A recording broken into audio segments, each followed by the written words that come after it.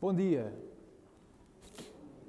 Irmãos, bom dia. Eu sei que está frio, estamos no pico do inverno, as nossas extremidades estão muito frias, mas irmãos, estamos na casa do Senhor. É motivo de alegria, é motivo de satisfação, é motivo de clamarmos ao Senhor, louvarmos a Ele pela oportunidade e privilégio que Ele nos dá de nos aproximarmos dEle, de estarmos aqui hoje com os nossos irmãos em Cristo, apesar das circunstâncias. Sabemos que entramos num novo ciclo, digamos assim, num novo período de estado de emergência e de confinamento, mas foram abertas várias exceções e uma delas foi o culto, a liberdade de culto dentro das normas, dentro das medidas que são estabelecidas, mas ainda assim temos essa liberdade, não voltámos àquilo que talvez fosse esperado, que aconteceu em março e abril do ano passado, em que tivemos que fazer exclusivamente online. Graças a Deus podemos estar aqui, dentro das medidas e com várias restrições, mas podemos estar aqui e é motivo de gratidão e de louvor a Deus. Nós vamos começar o nosso culto e, como é usual, nós fazemos um prelúdio antes de nós entrarmos no tempo de culto, para preparar o nosso coração, para nos acalmarmos, para também nos concentrarmos no que viemos aqui fazer. E hoje vamos fazer um prelúdio talvez um pouco diferente do que é habitual. Normalmente ouvimos um instrumental, o nosso pianista ou outro instrumentista toca uma música apenas instrumental para a nossa meditação e oração silenciosa. Desta vez nós vamos cantar, o grupo de louvor vai cantar e os irmãos vão aproveitar este tempo para orar silenciosamente, de cabeça baixa, meditando nesta letra que vai ser cantada. É um hino que tem uma letra muito profunda, muito simples, mas ainda assim muito completa e muito profunda, que nós estamos, de certa forma, a introduzir na nossa igreja, apesar de ele ser um hino conhecido em outros contextos. No nosso contexto não é assim tão comum nós cantarmos este hino. Por isso nós vamos cantá-lo, o grupo de louvor vai cantá-lo neste prelúdio e o irmão aproveita este tempo para fazer uma oração e meditação em silêncio.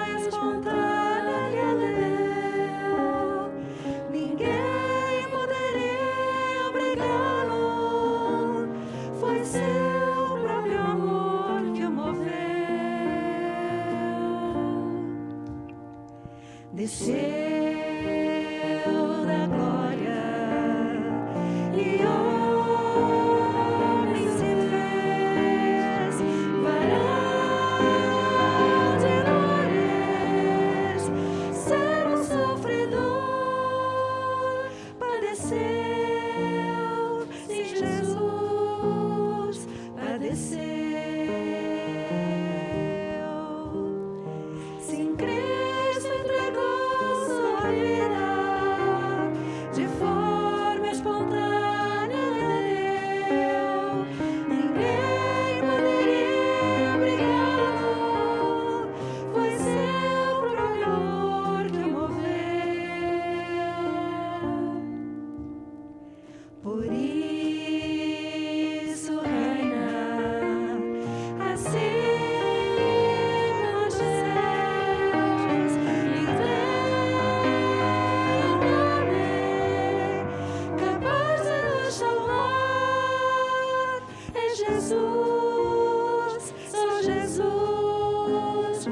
Jesus.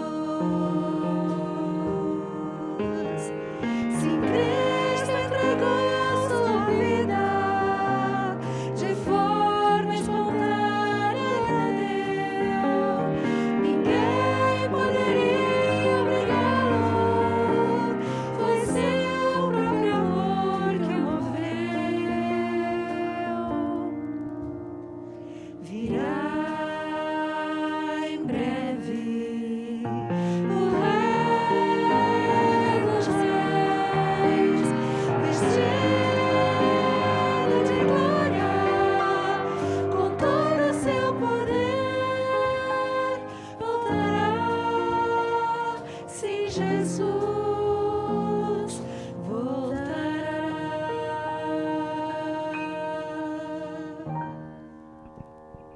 Amém. Isto serviu de um ensaio para quando os irmãos forem cantar mais para o final do culto. Este hino que é belíssimo, que é extraordinário e que nos traz uma mensagem tão boa. Mais uma vez cumprimentamos todos os irmãos, damos as boas-vindas a quem está connosco, a quem eventualmente nos esteja a visitar.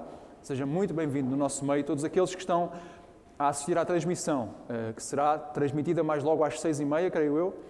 Sejam muito bem-vindos também a esta transmissão, que esta mensagem, este tempo de adoração a Deus, este tempo de meditação na Sua Palavra possa ser bênção para si também. O que nós mais queremos e oramos é que Deus toque também na sua vida através do que nós estamos aqui a fazer. Que Deus o abençoe. Então, nós vamos entrar aqui no nosso culto, propriamente dito, e nós vamos, desta vez, fazer uma leitura de forma responsiva. Eu peço aos irmãos que se levantem, quem quiser e que puder, possa se levantar para podermos fazer esta leitura, que é essencialmente fundamentada em 2 salmos, que falam da palavra do Senhor e falam do Rei da Glória, que quando chegou aos reinos celestiais exigiu que as portas se abrissem e toda a criação, todas as criaturas se maravilharam com este evento. E é sobre isto que nós vamos ler de forma responsiva, conforme vai ser projetado, e diz assim a palavra do Senhor, leitura tirada do Salmo 119 e do Salmo 24. A tua palavra, Senhor, para sempre está firmada nos céus.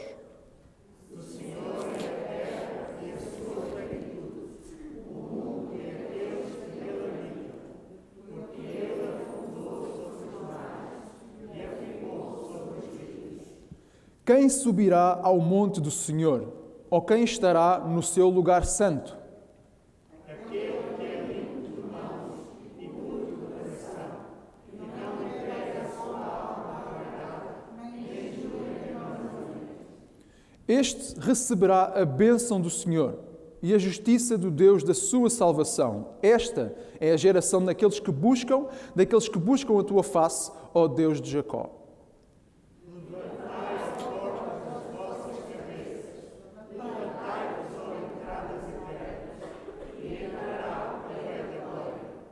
Quem é este Rei da Glória? Senhor forte e poderoso, o Senhor poderoso na guerra. Levantai, ó portas, as vossas cabeças, levantai-vos, ó entradas eternas, e entrará o Rei da Glória. Quem é este Rei da Glória? O Senhor dos exércitos, Ele é o Rei da Glória. Amém. Os irmãos disseram, quem é este? O Rei da Glória, o Senhor dos Exércitos. Os irmãos afirmaram com os vossos próprios lábios, com as vossas próprias palavras. De leitura bíblica, sim, mas os irmãos professaram isto. Então é bom terem noção daquilo que estão a dizer, daquilo que estão a professar. Nós estamos diante do Rei da Glória, o Senhor Criador dos céus e da terra, tudo o que é visível e invisível, tudo o que existe, Senhor do passado, do presente e do futuro. E este Rei, Senhor da Glória, conhece o coração de cada um que aqui está. Por isso, quando nós professamos ou confessamos como Rei da Glória, Deus sabe se nós estamos a fazê-lo em espírito e em verdade ou se não estamos a fazê-lo. E o cântico que vamos cantar a seguir diz isto mesmo: em espírito e em verdade nós te adoramos. E nós vamos cantar isto agora fazendo disto uma oração, confirmando aquilo que acabámos de dizer ao Senhor Rei da Glória, que o adoramos em espírito e em verdade. Em espírito, em verdade, te adoramos, te adoramos. Em espírito, em verdade, te adoramos.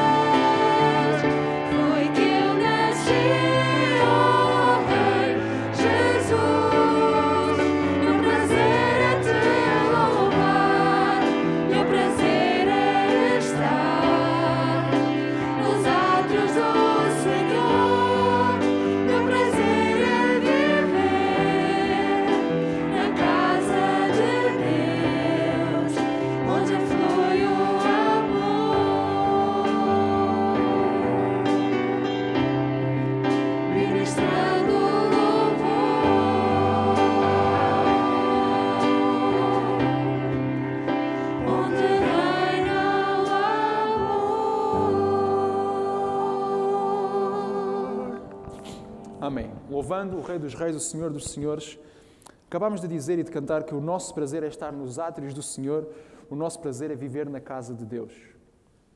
Irmãos, eu não sei se alguma vez visitaram um palácio de um rei ou os aposentos de alguém da família real. Os irmãos vão ficar muito mais impressionados do que os irmãos ficam quando vem o nosso templo, quando vem o sítio onde nós adoramos o Senhor, quando vem os átrios, que nós chamamos a casa de Deus, que consideramos a nossa igreja. Mas, irmãos, a própria Bíblia diz que o homem não pode construir nada onde Deus possa habitar. Seremos nós, pecadores, que construiremos com as nossas mãos uma casa para Deus? Irmãos, Deus habita no coração de cada um de nós. Deus está presente em todo o lado.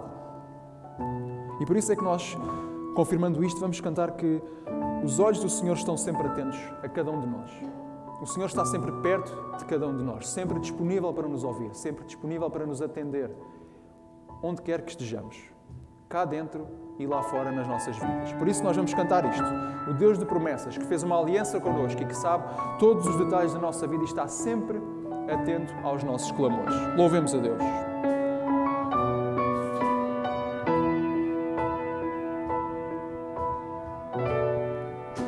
Sei que os teus olhos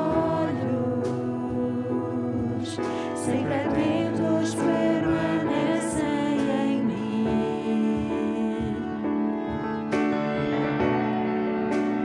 e os teus ouvidos estão sensíveis para ouvir meu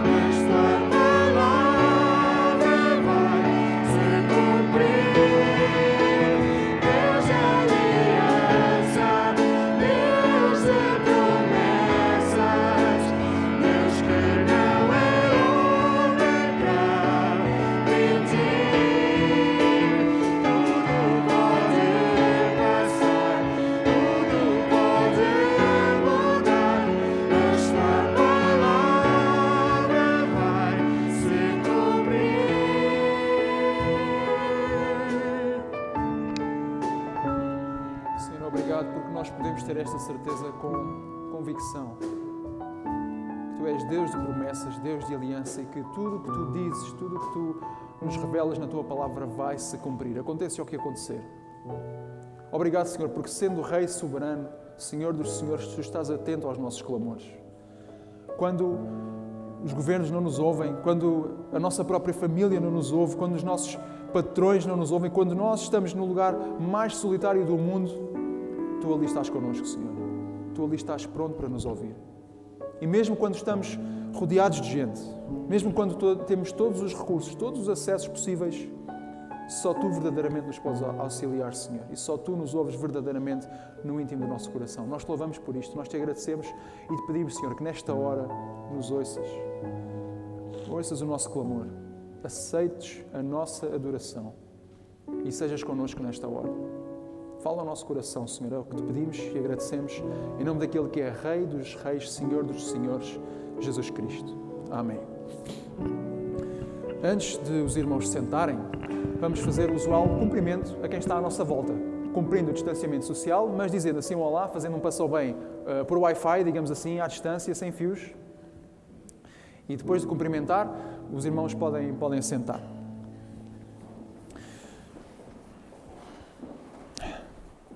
Temos alguns anúncios a fazer à nossa comunidade. Os irmãos já repararam, o pastor Joed não está cá hoje. Creio que a sua família também não está cá. A irmã Ida e a sua filha Rebeca não estão cá. Creio que estão a acompanhá-lo neste momento, porque ele está na Igreja Batista de Loures. Porquê? Porque é que o pastor está em Loures e não está aqui connosco? Porque tivemos a alegria, a bênção de ontem, sábado, dia 16, um membro da nossa igreja, uma pessoa que fazia parte da nossa comunidade, foi consagrada, ou melhor, foi conciliada, fez-lhe o concílio para o Ministério Pastoral da Igreja Batista de Loures. Irmãos, eu estive no concílio, tive a oportunidade de dar testemunho sobre este irmão. É o irmão Adilson Marques, muitos irmãos aqui o conhecem, talvez outros não conheçam, mas foi um irmão que participou aqui connosco, pregou diversas vezes, foi professor dos nossos jovens, fez várias intervenções, foi diácono, inclusive, da nossa igreja e teve um testemunho incrível aqui connosco. E, num tempo de necessidade, a Igreja Batista de Loures pediu ao irmão Adilson Marques, que em tempos congregou naquela igreja, para que pudesse auxiliar. A igreja estava em processo de transição, então pediu ao nosso irmão Adilson para que pudesse ajudar no ensino, na pregação e na direção da igreja. E depois de um tempo do irmão auxiliar a nossa igreja irmã, pediu ao nosso irmão que ele fosse pastor. E, como é normal, os pastores têm que ser testados. Não é assim, nós queremos que você seja pastor, então pronto, o dia a seguir, domingo a seguir, começa logo a pregar, entra logo na escala, já é pastor. Não funciona assim. Existe um concílio. Eu estou a explicar isto porque eu não sabia. Talvez há muitos irmãos aqui sejam batistas desde há muitos anos. Eu sou batista há cerca de 6 anos, crente há 8 anos, e estas coisas ainda são um pouco novas para mim. Foi o meu terceiro concílio, ou o terceiro concílio a que eu assisti. E é normal isto acontecer, em que temos a pessoa que é candidata, digamos assim, que é o conciliado, que é aquele que se propõe a ser pastor, e temos um conjunto de pastores que faz parte do painel que vai fazer várias questões sobre teologia, sobre ética, sobre os vários campos do estudo bíblico para testar o candidato, em termos de conhecimento, também em termos de testemunho e de conversão, para saber se realmente este homem tem um compromisso com Deus. E digo aos irmãos que é um momento desafiante. Eu, como eu já disse, assisti a vários concílios e percebemos que mesmo o maior teólogo, o melhor seminarista, no concílio ele treme sempre, um bocadinho, sempre. Devo dizer aos irmãos que o Adilson teve uma prestação brilhante, okay, das melhores que eu já vi até hoje, e usando aqui a gíria portuguesa, deu aos examinadores um bailinho de teologia, porque demonstrou conhecimento profundo, demonstrou saber aquilo em que acreditava, demonstrou saber defender o que as Escrituras ensinam em todos os aspectos. E foi um momento de grande alegria para nós ontem e é também um grande motivo de alegria para nós como irmãos em Cristo. Foi um membro da nossa igreja que saiu daqui e está a servir na igreja, não na nossa, mas na igreja do Senhor Jesus, no reino, na nossa igreja irmã, a Igreja Batista de Loures. E é um motivo de gratidão, um motivo de bênção e também um motivo das nossas intercessões. Nós sabemos o quão difícil é o ministério pastoral. Em todos os contextos. Nós sabemos o quão difícil é o ministério pastoral em Portugal. Os irmãos perguntem, façam esse teste.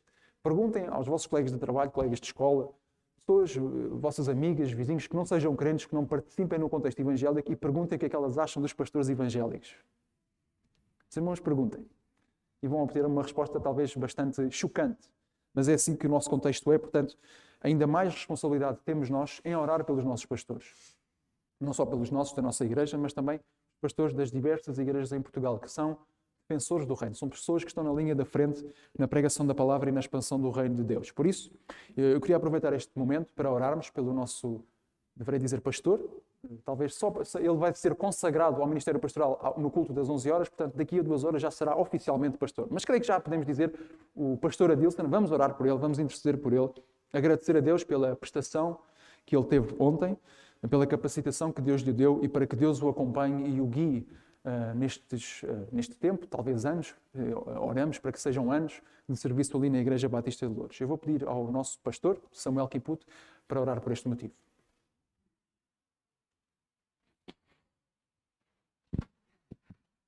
Nosso Deus e bom Pai, nós te queremos louvar pelo teu grande amor e pela tua graça e misericórdia.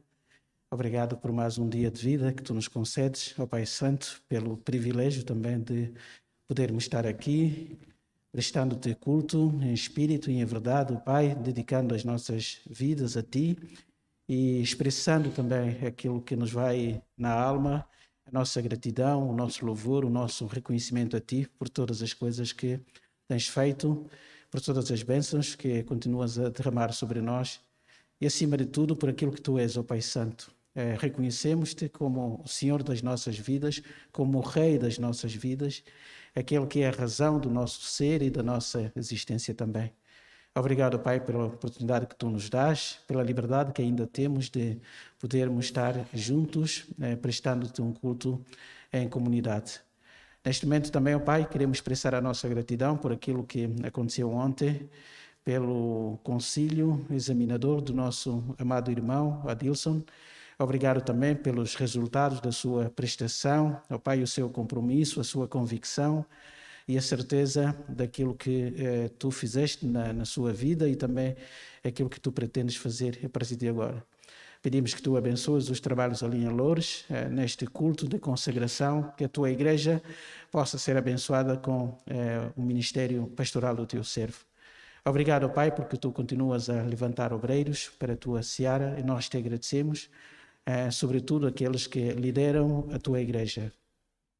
Envia, Pai Santo, cada vez mais obreiros dedicados, servos que estão ao dispor para ajudar o teu povo a crescer, a conhecer-te melhor e a viver também uma vida de testemunho diante do mundo à deriva, um mundo perdido, um mundo sem orientação. Obrigado, Pai Santo, pelas bênçãos que continuas a derramar sobre nós, sobre as nossas famílias, pelos irmãos que já recuperaram também a sua saúde e pedimos ainda por aqueles que se encontram no seu leito de dor, Pai, que tu os levantes também, que tu os cures com o teu poder. E agora prepara os nossos corações também para a palavra que iremos ouvir. Abençoa o teu servo, nosso irmão Ricardo, que ele seja instrumento nas tuas mãos, ó Pai. Unge-o para que seja canal e que tu possas falar a cada um de nós esta manhã. Esta é a nossa oração de gratidão e de louvor que fazemos em nome de Jesus. Amém. Amém. Obrigado, pastor.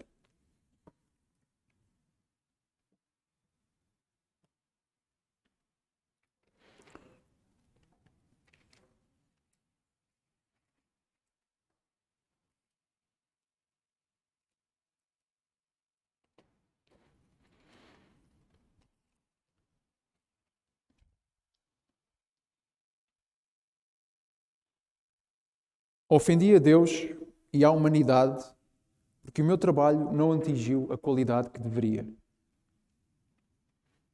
Um homem moribundo não consegue fazer nada com facilidade. Aos 50, todos têm a cara que merecem. Eu não sei como é para o mundo, mas para mim parece ter sido apenas como se eu fosse um menino brincando na praia e então encontra uma pedra mais lisa ou uma concha mais bonita do que é normal, enquanto se depara com o grande oceano ainda não descoberto diante de mim. Parecem frases assim meio à toa, não é? Mas que raio de introdução é esta? O Ricardo perdeu de vez o juízo. Não é isso, irmãos. Estas frases que eu acabei de dizer são as últimas palavras de personalidades como, a primeira frase que eu disse, é de Leonardo da Vinci. Esta frase é conhecida como a sua última frase, o último dito que ele disse quando estava já no seu leito de morte na casa de François I, ali no final do século XVI. A segunda frase vem de Benjamin Franklin, um dos primeiros presidentes dos Estados Unidos da América. A terceira frase vem do famoso autor George Orwell. E a quarta frase, que é para mim a favorita, vem do grande matemático e físico Isaac Newton. E nós achamos isto fascinante. E nós muitas vezes pensamos quais seriam as nossas últimas palavras. O que é que eu diria em último lugar? Qual seria a última coisa que eu deixaria dito ou escrito às pessoas que estavam ao redor de mim? O que é que eu diria naquela altura? O que é que eu diria à beira da morte? O que é que pessoas famosas disseram à beira da morte? E nós achamos isto importante porquê? Porque nós assumimos ou deduzimos que é à beira da morte, à beira do fim, que as pessoas dizem aquilo que elas consideram mais importante. Aquilo que elas consideram que não pode ficar por dizer. Aquilo que elas dizem sem filtro. Eu estou nos meus últimos momentos, eu estou a chegar ao fim. Se a altura de falar aquilo que eu tenho para falar é agora.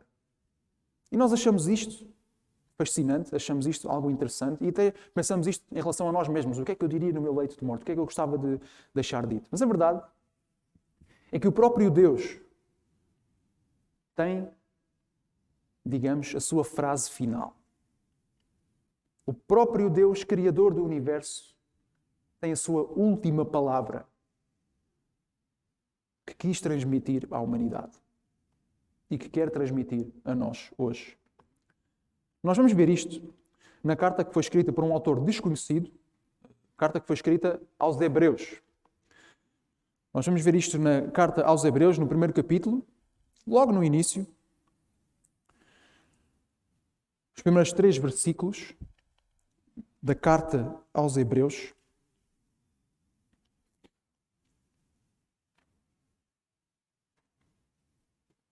E talvez os irmãos já saibam, mas quem ainda não sabe também é bom começar a saber isto, é que nós não conhecemos o autor desta carta. Ele não se identifica aqui no início da carta, mas nós sabemos que ele era provavelmente bem conhecido de quem ele estava a escrever. Para quem ele estava a escrever sabia quem ele era. E por mais ou menos durante 1200 anos, este livro era chamado a Epístola do Apóstolo Paulo aos Hebreus. Entre o ano 400 e o ano 1200, ou 1600, peço desculpa, depois de Cristo, este era comumente tido como um livro do apóstolo Paulo. Mas a verdade é que esse consenso hoje não existe.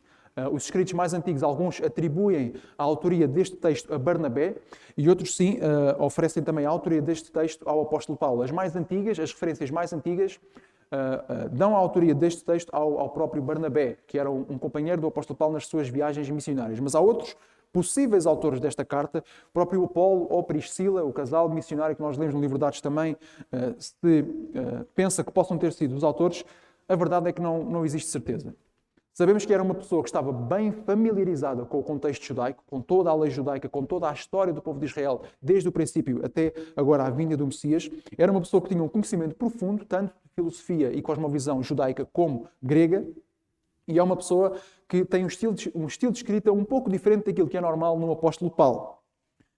E ele aqui faz algo de muito diferente das outras cartas, que é um dos motivos pelos quais nós não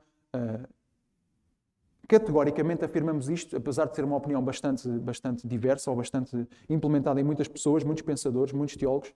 Nós não temos aqui uma introdução. Normalmente, o que é que nós lemos nas cartas? Nós lemos o autor, Pedro, o apóstolo de Jesus Cristo, Paulo, o apóstolo de Jesus Cristo, o destinatário aos crentes na Galácia, aos crentes em Tessalónica e o motivo muitas vezes da carta e uma saudação, graça e paz da parte de Deus nosso Senhor Jesus Cristo. Nós não vemos isto aqui.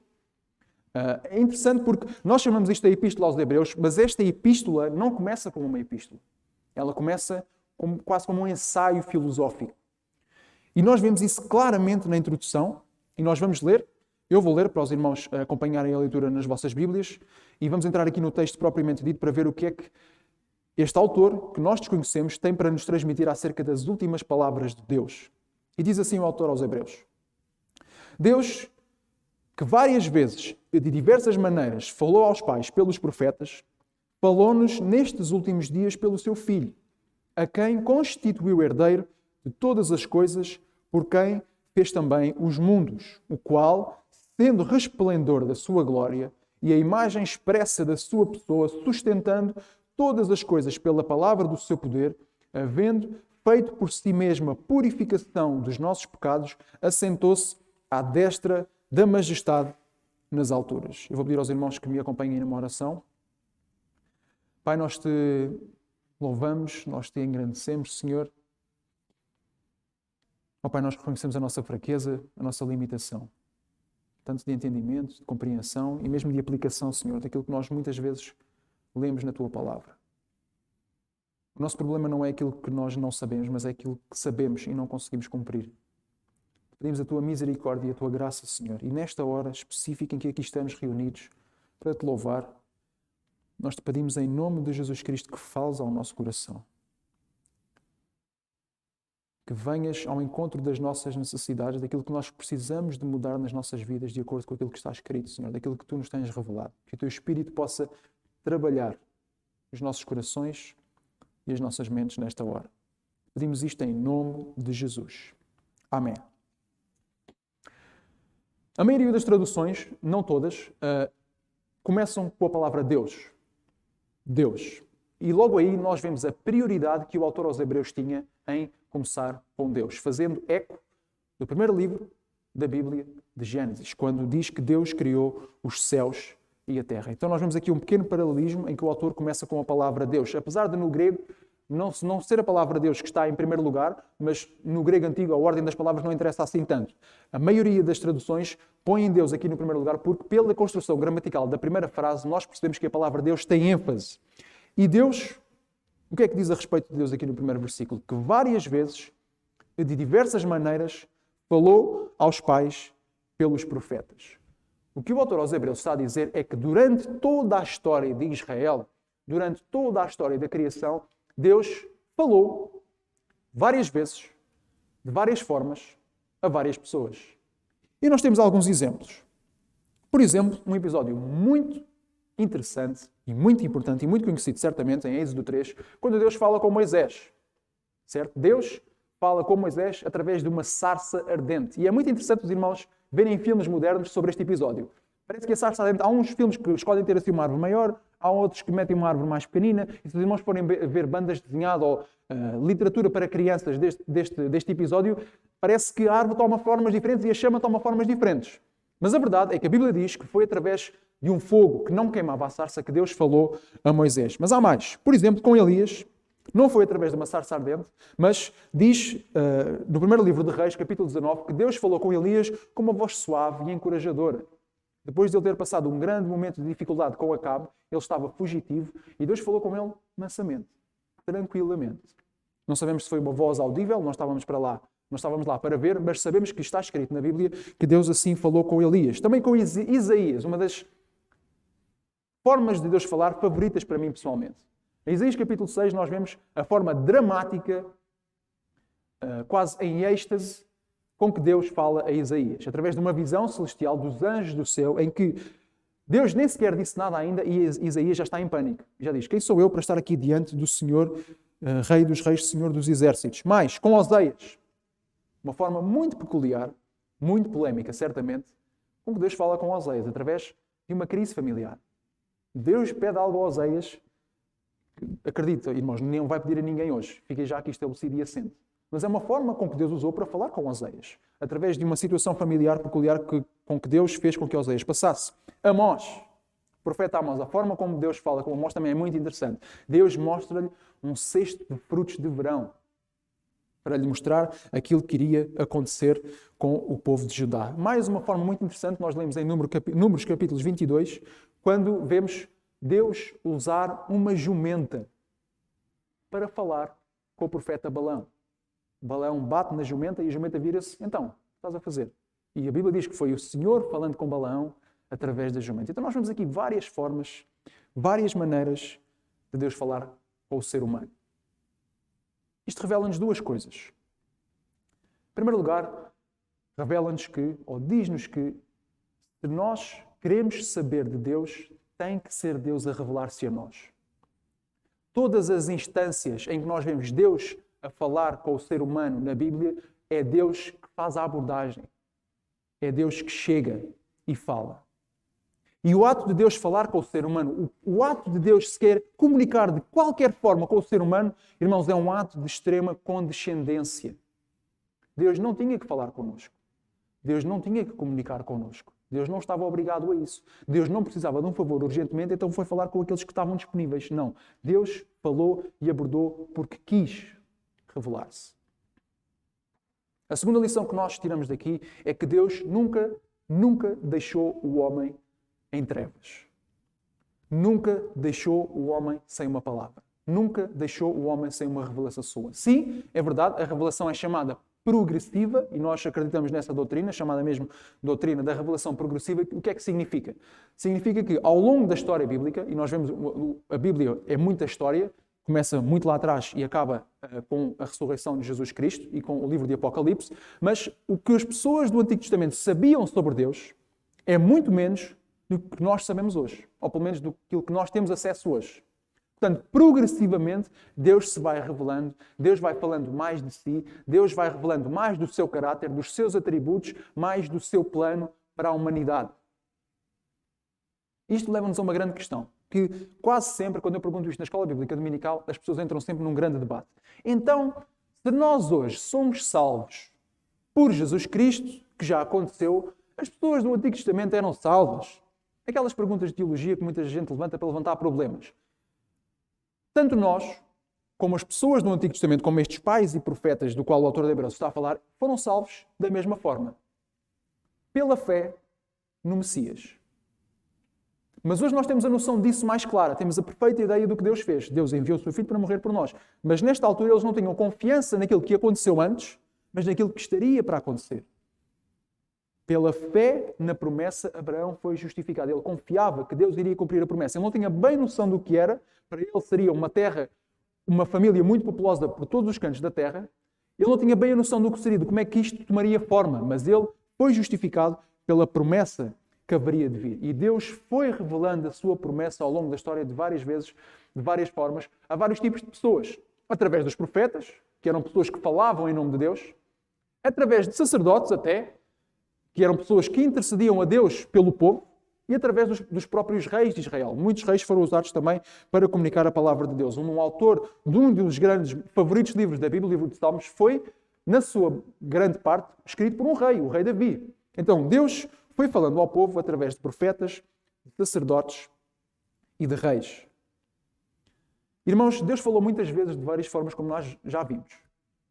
Mas como eu mencionei na introdução, qual era a coisa mais importante que Deus queria transmitir? Eu não estou a dizer que as outras coisas não eram importantes, mas quais seriam as últimas palavras de Deus? No versículo 2, o autor de Hebreus diz-nos isto mesmo. Falou-nos nestes últimos dias pelo seu Filho. Em primeiro lugar, esclarecer o que é que significa isto dos últimos dias. As pessoas leem esta expressão e consideram logo que isto é uma referência aos momentos escatológicos no final dos tempos, quando virá o anticristo, virá a grande tribulação, virá a segunda vinda, virá o milénio, todas essas coisas. E muitas vezes, quando nós falamos dos últimos dias em contexto de igreja, as pessoas assumem que estamos a falar disto. No entanto, para o judeu e também para o cristão, pelo menos em termos bíblicos, os últimos dias referem-se ao tempo entre a vinda do Messias e o juízo final. Okay? Para os judeus, ainda não estamos nos últimos dias, porque para eles o Messias ainda não veio. Mas, para os cristãos que creem que o Messias já veio, que o Messias judaico, que a promessa de Deus já foi cumprida em Jesus Cristo, os últimos dias é o tempo, desde que Jesus ascendeu aos céus, até hoje. E até Jesus voltar, até ao juízo final. Portanto, nestes últimos dias, nestas últimas palavras de Deus, o que é que Deus tem para nos transmitir? Aqui, o autor de Hebreus diz-nos que ele falou-nos nestes últimos dias pelo seu Filho. Muito interessante porque a preposição que é usada aqui, que é traduzida na maioria das vezes pelo seu Filho, ela talvez seria mais corretamente traduzida por em o seu Filho. Ou num português mais correto, Deus falou-nos nestes últimos dias no seu Filho. O que é que isto quer dizer? É que Deus, escolhendo as últimas palavras que queria transmitir à humanidade, as últimas palavras que Deus achou mais importante revelar ao ser humano, não foi uma frase sábia, não foi uma frase bonita, não foi uma declaração de amor, que muitas vezes acontece. Os irmãos forem ler listas das últimas palavras de pessoas famosas, muitas delas são declarações de amor à esposa ou ao esposo.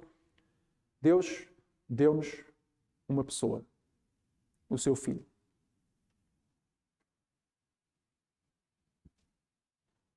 E este seu Filho teve características muito importantes, muito diferentes. Nós estamos a falar de Jesus Cristo, obviamente. Mas é bom meditarmos naquilo, porque é que Deus considerou o seu Filho aquilo mais importante que Ele queria deixar para a humanidade.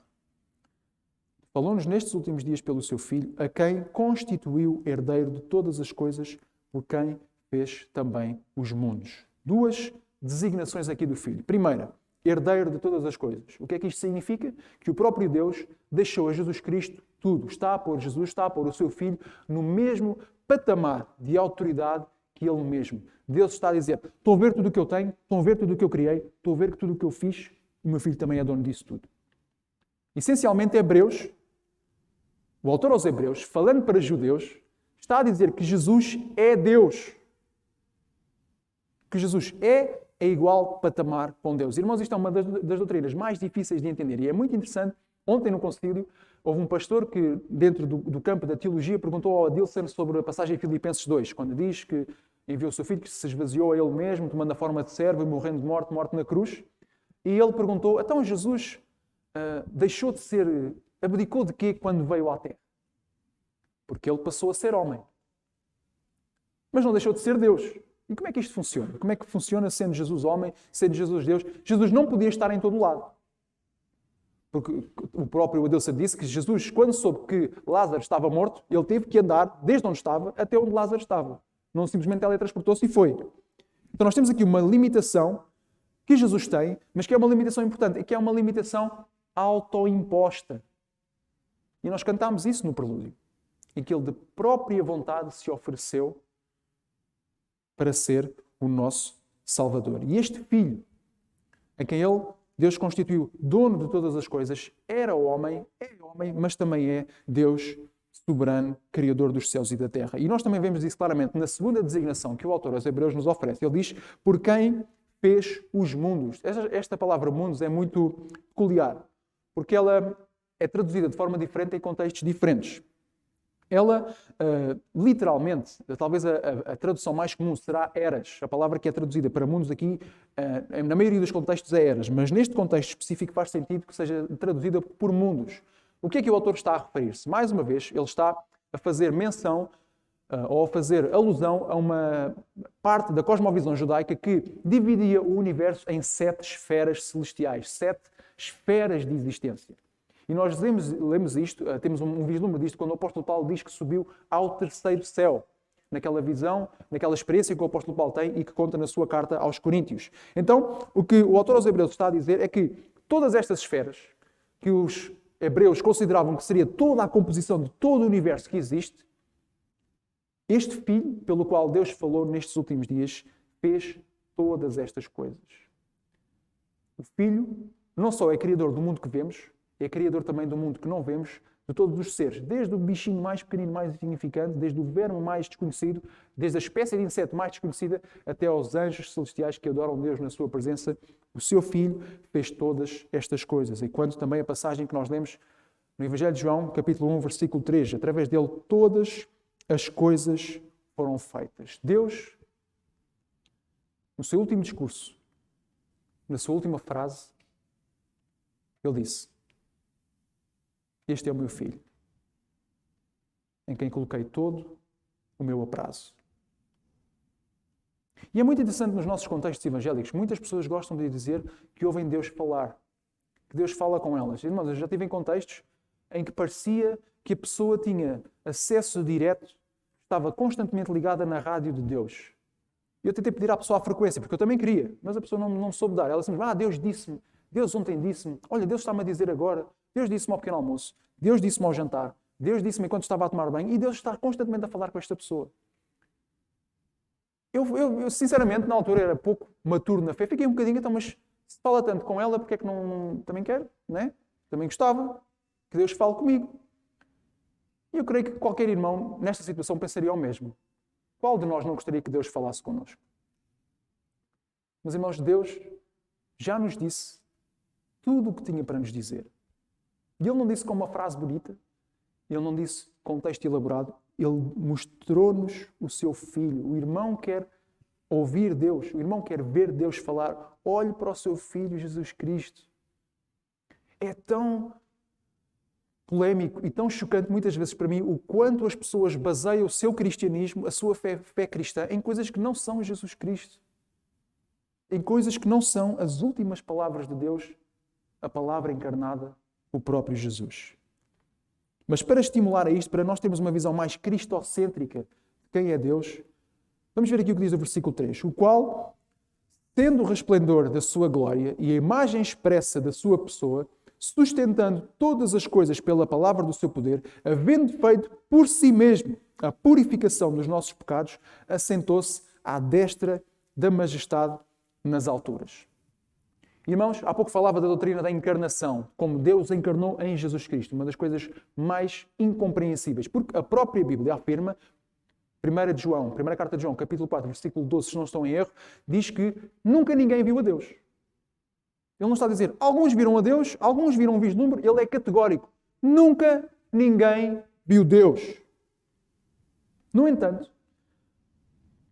as pessoas viram Jesus, certo? Viram Jesus andar com elas constantemente. Quando Jesus esteve em terra, as pessoas viram Jesus. Então como é que é isso? Se Jesus é Deus e ninguém viu a Deus, como é que as pessoas viram Jesus? O que é que isto significa? Isto é um pouco confuso. E esta expressão, sendo o resplendor da sua glória, nos dá a ponto para uma ilustração que pode ajudar. O irmão, provavelmente toda a gente vai responder que não aqui, mas o irmão já uma vez olhou para o sol diretamente. No máximo, olhou num dia muito nublado, durante poucos segundos. Se olhou mais do que alguns segundos, o irmão viu o sol e não viu mais nada. E é o que acontece às pessoas se elas vissem o Deus Criador transcendente diretamente. O próprio Moisés dizia que ele queria ter um vislumbre da glória de Deus e Deus passou assim de lado, de raspão. E mesmo assim Deus deu uma experiência a Moisés de tal forma que ele ficou traumatizado e que até o seu próprio rosto brilhava com apenas um vislumbre de Deus. E funciona da seguinte forma. Deus Criador é como se fosse o sol, em qual nós não podemos olhar diretamente, nós não suportamos a visão direta de Deus. Mas nós conseguimos ver os raios do sol a chegar. Nós conseguimos pôr um prisma e a luz do sol decompõe-se nos seus vários comprimentos de onda. Os irmãos experimentem fazer esta experiência e o inverso também. Se meterem os vários comprimentos de onda num prisma, eles condensam e passa a ser a luz branca. Muito interessante, conhecida como uma das experiências de Newton nos seus estudos da luz. Esta ilustração ajuda-nos a perceber que não conseguindo ver Deus diretamente, nós conseguimos ver o resplendor da sua glória em Jesus. Há pouco dizíamos, o irmão quer ouvir Deus falar, veja o que Jesus dizia. O irmão quer ver Deus agir, veja o que Jesus fazia. Porquê? Porque Ele é a imagem expressa da sua pessoa. Jesus Cristo é verdadeiramente Deus, aprendi ontem no concílio, e verdadeiramente homem. Nós muitas vezes dizemos que Jesus é 100% Deus e 100% homem, e talvez isso não esteja inteiramente correto, porque assim temos uma pessoa que é 200% e não faz sentido.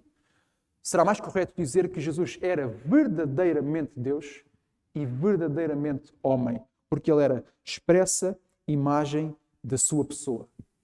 E se Deus falou no passado aos pais, pelos profetas, através de tanto profetas como sacerdotes, como reis, Ele falou através do seu Filho nestes últimos dias, como nós acabámos de ler, que é o esplendor da sua glória. Ele é o reflexo de Deus, Ele é a imagem expressa de Deus. Ele é Deus em carne.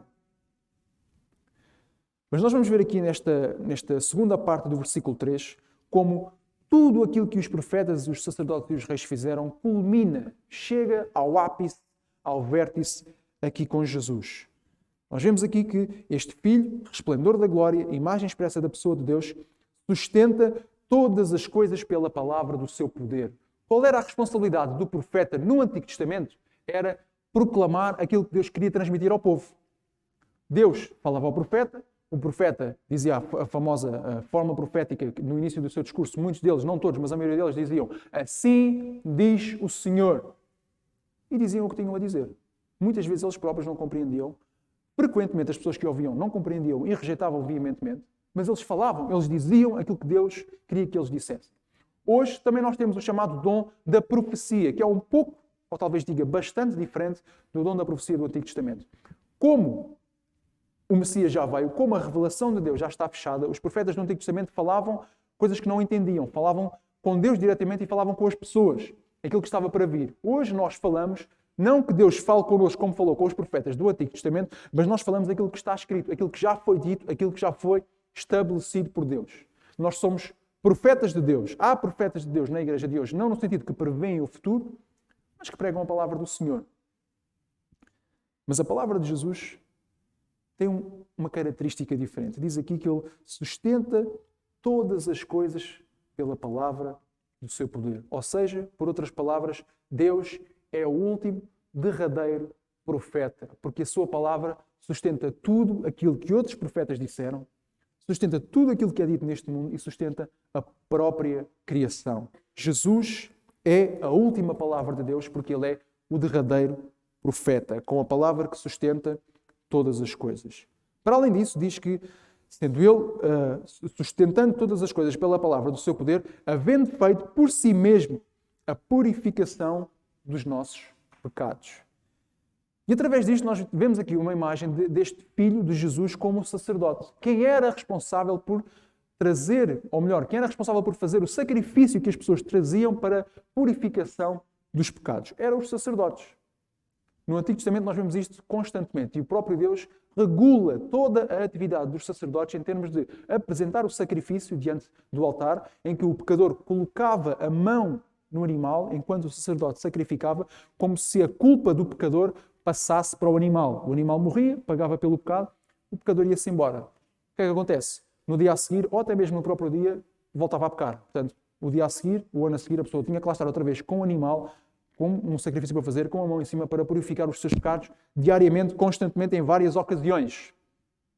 No entanto, este Jesus, este Filho, esplendor da sua glória, imagem expressa da sua pessoa, fez a purificação por si mesmo dos pecados. E nós hoje em dia, por causa do contexto em que vivemos, temos um bocadinho de paranoia com a higiene. Mas eu vou ser muito sincero, eu estou farto de meter álcool gel nas mãos. Em cada sítio que entro, e eu trabalho num centro clínico, num centro onde fazem clínica e investigação, e os cuidados então têm que ser, enfim, redobrados.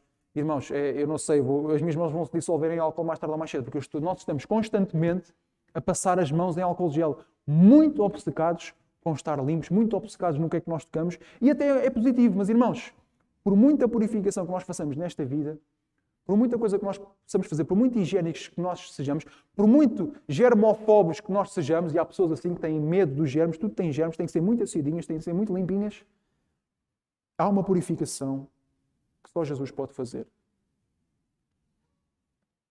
Há uma purificação que só Deus pode fazer.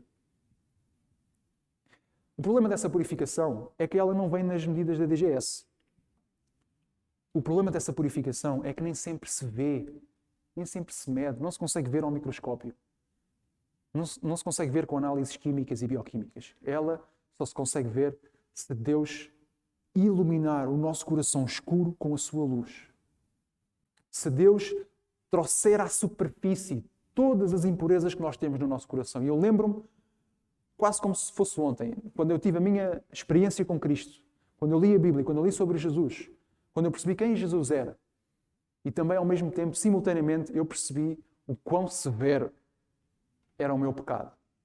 E as coisas negras, sujas no meu coração vieram todas à superfície. Eu tentava mandar para baixo, mas elas vinham sempre. Deus revelava, olha isto na tua vida, olha isto que estás a fazer, olha isto que estás a dizer. E não eram uma, nem duas, nem três. E quando eu achava, ai, pá, estou tão mal, vinha uma coisa que eu tinha feito ainda pior. E que eu achava, pá, já fiz tanta coisa, mas não já chega. Não, eu tinha feito coisas ainda piores. E esta purificação dos nossos pecados, ela começa com um diagnóstico. Diagnóstico esse que é feito pelo próprio Deus. Quando diz, todos pecaram e destituídos estão da glória de Deus. Mas este Filho, herdeiro de todas as coisas, criador de todas as esferas celestes, de todo o universo, esplendor da glória de Deus, expressa a imagem da pessoa de Deus, veio para Ele mesmo tomar sobre si a negrura dos nossos corações. Mas não acaba aqui. Porque tendo Ele feito a purificação dos nossos pecados, Ele levanta-se, ressuscita e como Rei, Senhor da Glória, diz aqui no final do versículo 3, assentou-se à destra da majestade. Estamos a falar aqui de Jesus como Rei. E irmãos, sabem o que é que este Rei está a fazer? Nós estamos a chegar a tempo de eleições. E estamos a chegar também ao final do nosso culto, tem que andar um bocadinho mais depressa. Estamos a chegar a tempo de eleições. Vamos escolher o Presidente da República Portuguesa. Há muita gente que quer ser Presidente. Temos vários candidatos. Temos pessoas que conseguiram as assinaturas e efetivamente são candidatos. Temos pessoas que tentaram ser candidatos e não conseguiram. O irmão acha que o Presidente da República se lembra de si pessoalmente?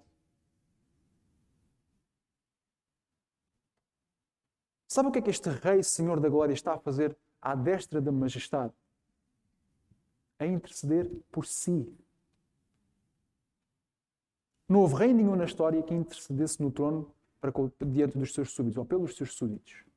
Mas este Rei, que está sentado à destra da majestade, depois de sustentar todas as coisas pela palavra do seu poder, depois de ter purificado o seu povo dos seus pecados, ele assenta-se diante da majestade e intercede por nós. Intercede em nosso favor continuamente, para que nós nunca saiamos debaixo do favor de Deus. Irmãos, nós podemos pensar em muitas coisas que queremos dizer no nosso leito de morte. Quais vão ser as minhas últimas palavras? Irmãos, eu não sei o futuro. Eu sou o profeta do Novo Testamento, não sou do Antigo Testamento. Eu não sei o futuro. Só sou profeta do Novo, só sei aquilo que já foi dito. Mas aquilo que eu gostava de dizer no meu leito de morte, se eu puder dizer ou escrever alguma coisa, não é nada mais do que isto. Jesus Cristo morreu por mim e ressuscitou. Irmãos, que nós possamos considerar estas últimas palavras de Deus na pessoa do seu Filho Jesus Cristo, a última revelação, a revelação final de Deus aos homens, Jesus Cristo como centro da nossa fé, como centro da nossa vivência, como o motivo de nós estarmos aqui hoje. Nós procuremos entender mais de quem é Jesus. Há tanto. Irmãos, ontem aprendi, nós tivemos cerca de 4 horas a falar de teologia e uma grande parte dessas horas foi falar sobre Jesus Cristo. Irmãos, foi dito tanta coisa, mas eu também percebi que ficou tanto por dizer sobre Jesus. Sobre o que Deus fez em Jesus Cristo. Sobre o que é que significou a vinda de Jesus ao mundo. E muitas coisas podem ser ditas. Mas o que nós podemos ter a certeza, de acordo com este texto, é que Jesus sustenta todas as coisas. Jesus é o único que pode fazer a purificação pelos nossos pecados e é aquele que está diante de Deus, intercedendo por nós continuamente. Ele é o Rei da Glória, o Rei dos Reis. Repetindo aquilo que nós cantámos no prelúdio, vamos cantar agora outra vez. Talvez seja a primeira vez que cantamos aqui na nossa igreja, mas é uma letra tão sublime, tão significativa e tão enfática naquilo que Jesus veio fazer por nós. Eu peço aos irmãos, quem quiser e puder se levantar, para cantarmos o Rei da Glória, o Rei dos Reis, desta vez todos em conjunto.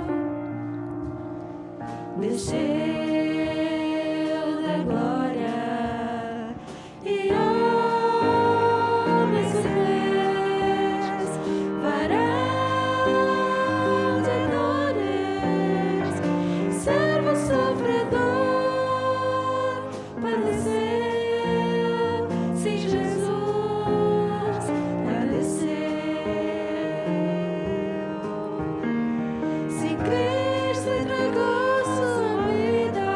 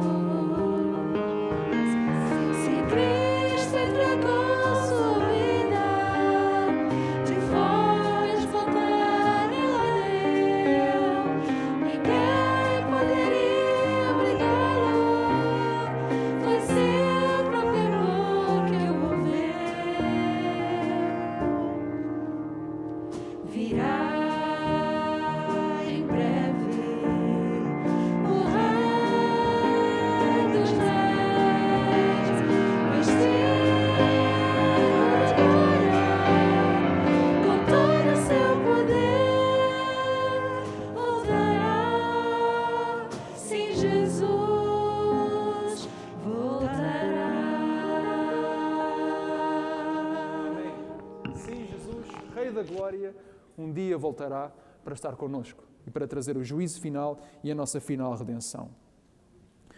Queremos agradecer a todos por estarem aqui, por terem partilhado connosco este momento abençoado de meditarmos na palavra do Senhor. Queremos também agradecer àqueles que estão a ver a transmissão, que possa ter sido um momento de bênção para si, que possa também deixar um comentário de agradecimento a quem está na mesa técnica, ali a tratar do som, do áudio, do vídeo. Tem irmãos aí que estão a permitir que você possa assistir a esta gravação. Dê uma palavra, faça um comentário, dê louvores a Deus por esta oportunidade que está a ter de assistir a esta gravação. Os irmãos podem sentar e antes de entrarmos no pós-lúdio para a meditação silenciosa, eu queria reiterar um aviso que me foi pedido pelos irmãos da recepção. Por favor, irmãos, à saída do nosso templo, aqui da nossa garagem santificada, que nós chamamos de templo, não aglomerem à entrada. Não aglomerem à porta. Não fiquem na conversa em grupos ali fora. Os irmãos tenham compreensão. Dirijam-se para os vossos carros, dirijam-se para as vossas casas. Não causem um embaraço, uma pedra de tropeço à nossa igreja. Nós temos a exceção de podermos congregar aqui, de podermos estar juntos em louvor ao Senhor, mas se nós começamos a juntar lá fora, a causar grandes aglomerações, grandes multidões, mas olha para isto. Então, toda a gente aqui, os restaurantes não abrem, discotecas não abrem, bares não, mas eles andam aí, quase parece uma festa. Irmãos, não pode ser. Peço aos irmãos isto. Se quiserem conversar mais em grupo, vão para um sítio um bocadinho mais remoto, não aqui à porta da igreja. E, se possível, dirijam-se para os vossos carros, dirijam-se para os vossos lares, caso forem a pé. Pode ser, irmãos? Então, tendo dito isto, nós vamos ter o pós-lúdio musical tocado, mas antes disso eu queria fazer uma oração e peço aos irmãos que se juntem a mim. Senhor Deus e Pai, nós te louvamos, nós te agradecemos, nós te pedimos que fales connosco, que continues a falar connosco, continuamente reveles o teu Filho Jesus aos nossos corações. Que Ele possa ser o centro do nosso cristianismo, o motivo pelo qual nós estamos aqui, que nós possamos imitá-lo constantemente nas nossas vidas. Obrigado, Senhor, porque Ele veio, Tu o enviaste, e Ele veio por Sua própria vontade para morrer por nós, para dar a Sua vida por nós, sendo Ele sustentador de todas as coisas, sendo Ele resplendor da Tua glória, expressa imagem de Ti, Senhor. Ainda assim Ele veio, Ele esteve connosco, Ele sofreu connosco e sofreu por nós, para que nós pudéssemos ser purificados. Continuamente, Senhor, nos lembra disto e que isto possa ficar guardado nos nossos corações. Leva-nos até nossas casas, guia-nos, Senhor, nestas circunstâncias difíceis e diferentes em que vivemos e que, em qualquer forma, de qualquer circunstância, nós possamos viver para a Tua honra e para a Tua glória. É o que nós te pedimos e agradecemos em nome de Jesus. Amém.